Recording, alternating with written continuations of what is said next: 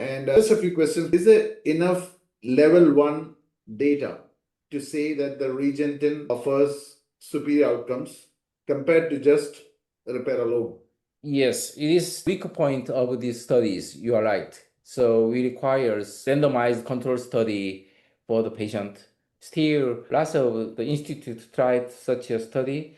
So as a practitioner, I clearly bet the result would be at least better. I cannot say it would be best choice, but at least could be more good choice than previous simple repair procedure, even though it requires something cost procedure. And what is your take on PRP for a conservative treatment? Now, if you're doing non-surgical treatment, what is your take on PRP? Yes, the major effectiveness of PRP would be provide anti-inflammatory effect, additionally promote vascularity and healing mechanism.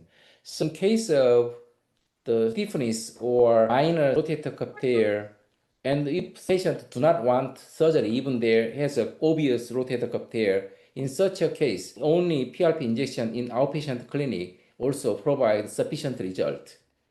Do you use in your practice PRP? Yes, more than several thousand cases. Yes. Okay. What is your take on massive rotator cuff tears? Large tears, massive tears which are irreparable. What is your solution? Or do you go for muscle transfers or do you for superior capsular reconstruction? What is your take? In case of massive or large cuff tear, I am divided into two parts. The one, patient can functionally elevate his or her arm properly. In such a case, I try to partial repair or patch graft or the repair and augmented with BioBrace or Regeneten. So I try to repair as much I can.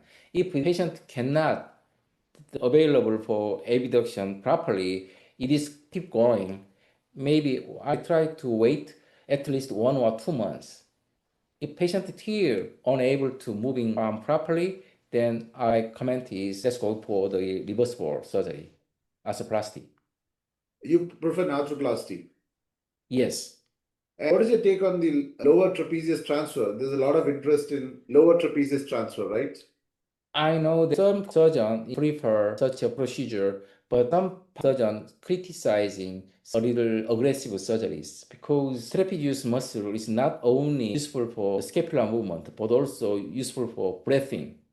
And there are some, Dr. Park from Korea also did the long biceps tendon. Yes, Right? Dr. Park and lots of doctors like this procedure utilizing biceps rerouting.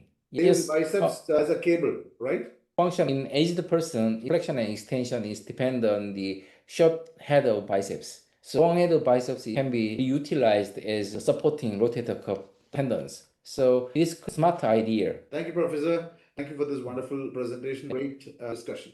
Thank you.